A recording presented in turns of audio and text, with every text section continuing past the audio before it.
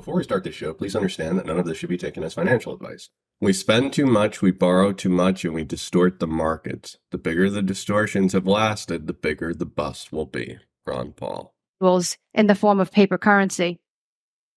Demand for central bank money is driven by many fundamental factors, including the settlement of both retail and wholesale transactions, and its role as a store of value. In addition to these factors, which are likely to be familiar to any of you who have studied monetary economics, demand for the US dollar is also driven by international factors owing to the role of the dollar in the global economy. In fact, while precise estimates are challenging to come by, available data suggests that more than half of all dollars in circulation may be held outside of the United States. Humanitarian aid is not what you think. It's literally pallets of cash. Stellar's working on stuff with humanitarian aid with Circle, so you can send USDC. But Ukraine's sanctioned with Russia. It's not like Ukraine is also sanctioned. So they're getting money there by sending cash to them and equipment and medical supplies. This is not what you think it is. That the dollars that are getting outside of our borders are to actually help stimulate the economy. Right now, we have to fight inflation. And we have to fight inflation, and that's causing the rest of the world to suffer. So the U.S. is doing whatever it can to get dollars outside of its borders. The big tech companies and the banks have fused. They've become one. So you have an app like WeChat, which is Elon Musk's wet dream. What Elon Musk wants to do with Twitter is to replicate WeChat. WeChat, imagine an app that does everything. It shows you photographs, it plays music, it shows movies, it allows you to communicate, it's got something like Facebook on it, and allows you free payments. You make payments and the bank does not retain anything either from you or from the vendor. The Americans do not have that. And they do not have that not because they don't have the technology to have that, but because, JP Morgan, Goldman Sachs, Bank of America will never allow Google and Apple to get away with it, to take over their business. But if you fuse together big tech with big finance, you have something much more powerful, which is what the Chinese have done, than what the Americans have done, have created. I was chatting with one of the ETHgate researchers, and something retaliatory happened after he submitted evidence to the SEC. A lot of people like to dismiss this stuff, and now you're starting to see Steven Naroff. He's coming out, and I believe Deaton is representing him, and he's saying that all of this stuff is true. He's rubber stamping it, and he's going to testify against these people. This guy was literally picked up in a van by the FBI at one point and given a list of different names. So, everyone that dismisses this, like Charles Hoskinson, I don't think they understand how the world really works. Have X applying for payment licenses. Elon Musk is starting to go after crypto. He started buying Bitcoin. He pumped the last bull run. It looks like Tesla is working with Peak, and Smart MFG is working with SpaceX. Elon Musk has been active in the crypto world. He's been both covertly and overtly behind the scenes and in front of you working in the crypto realm. And he was the big reason why crypto pumped it the way it did. Look, the thing I get excited about, and I imagine there's a lot of entrepreneurs out here building in the crypto space, is I don't think about that at a static point in time, right? If you were looking at that just today, and even to your core question that was kind of directed at Hong around OKX, if Hong Kong only allows a certain number of tokens to be traded, that's limiting. I would bet that, well, I don't know what Hong thinks. What I think is that's a starting point. And yes, maybe for the next year or two, it's a small list. And then after that, it'll be wider, and it won't just be to 7 or 8 million people in Hong Kong. It turns out there's a few, more than 1 billion in that broader community. And look, you're betting on where the world is going to be. I recently interviewed the guys from the Digital Chamber of Commerce. They told me that Elizabeth Warren's staff just writes about crypto because it gets the most engagement. They don't care about crypto. They care that it gets the most engagement, and that's why they write about it so often. I fundamentally believe that where crypto is headed, where blockchain is headed, for a lot of macro factors, the wind is at our back. And if we just look at profitability today, yeah, it's a lot harder to have a profitable business with less liquidity today, prices where they are. That's harder. But if you look at where I think the world is going to be a little bit further out, I'm very excited about what that looks like. Call me the optimist, call me naive, call me all those things, but I've been more right than I've been wrong. I mean, Ripple's in a very good position, so I feel good about that bet, and we're going to continue to invest and hire more people and acquire more companies because I believe where the world is going. Right now, there is some debate amongst economists. They think treasuries is the smart move because everybody's going to get scared and run into treasuries. Treasuries are still the safe haven asset. But there's a lot of things that have changed since the last time there was a crisis. The last time there was a crisis, treasuries were the smart move because that was the knee-jerk reaction. Today, it's not the knee-jerk reaction, and central banks have been accumulating gold for a very long time. So in 2008, China bought a ton of treasuries, which caused a floor to happen under the treasury market. Today, who's going to be the buyer of treasuries? That's the Fed. So we have an inflationary crisis.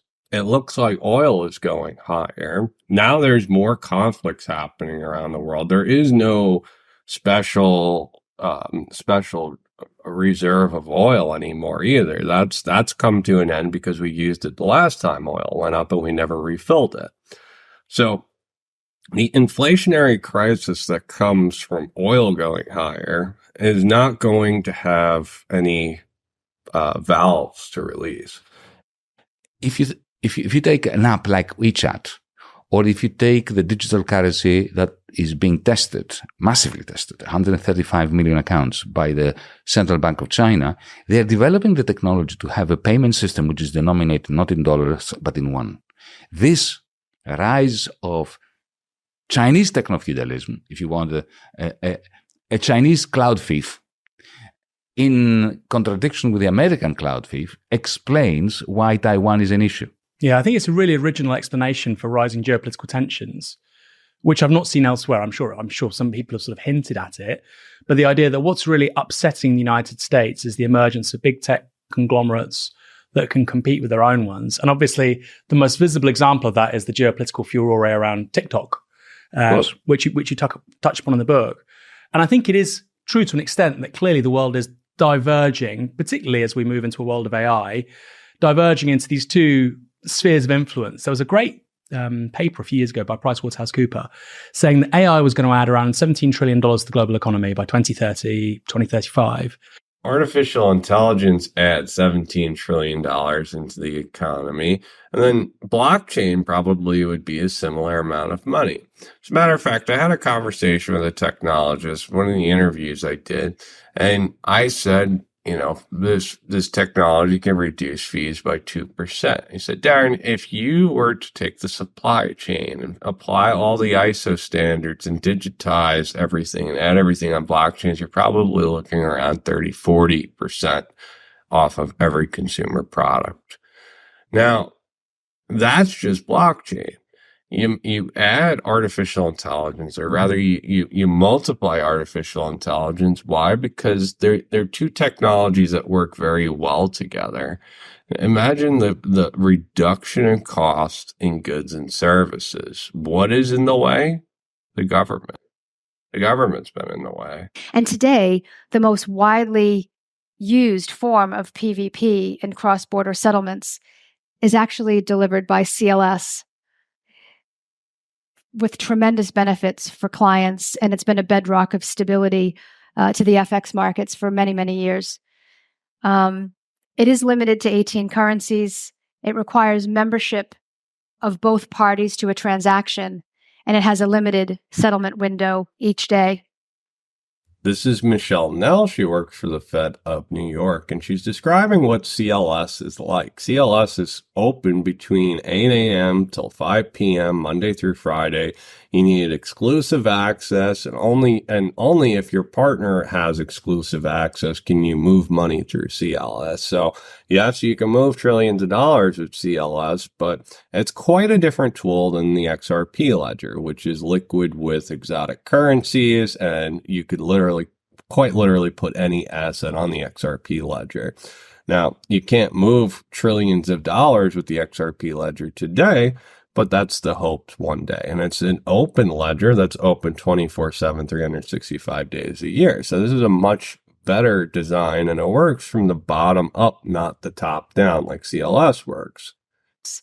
But the NYIC wanted to investigate it from the perspective of the Federal Reserve through the lens of a wholesale CBDC.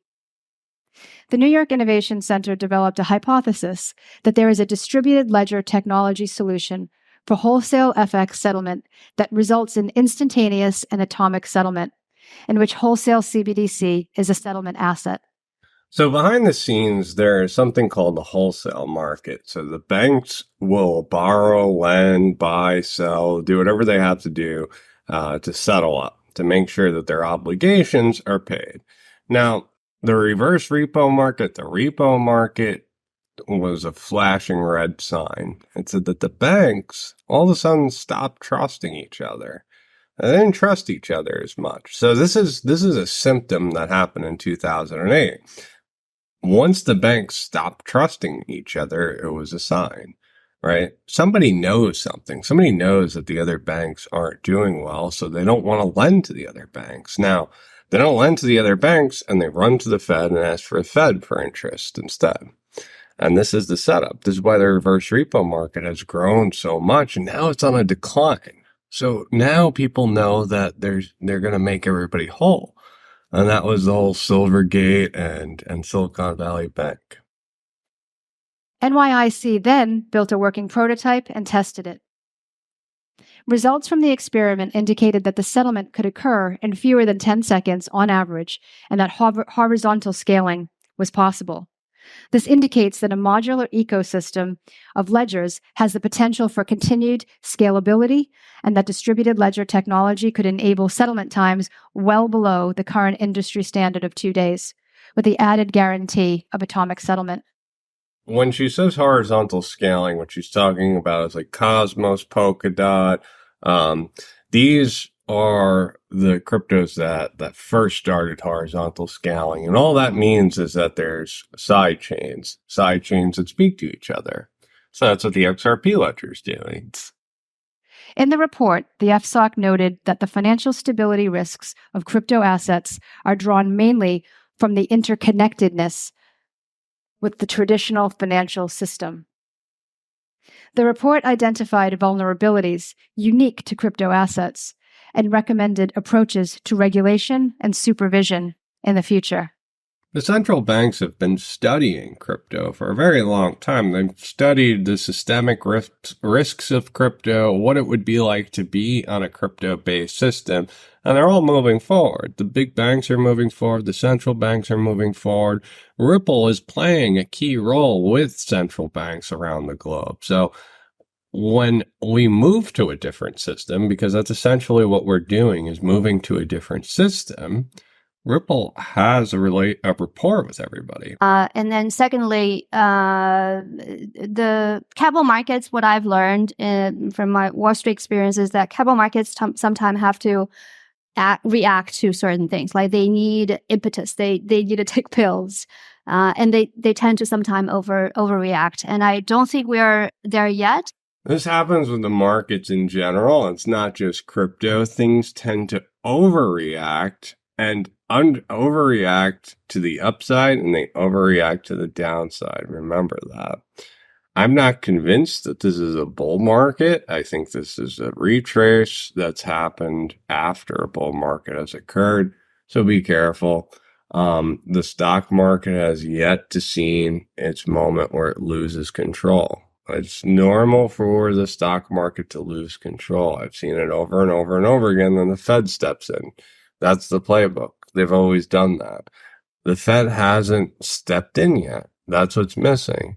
They've controlled this entire time. The dollar is in trouble. That will be one of the alternatives. And the more Bitcoins are used, the worse it will be for the dollar. Thanks, everyone. I hope you enjoyed the show. Please take a moment to like and subscribe. If you enjoy content like this, please consider joining my Patreon site or my Ghost site, dmjr.ghost.io.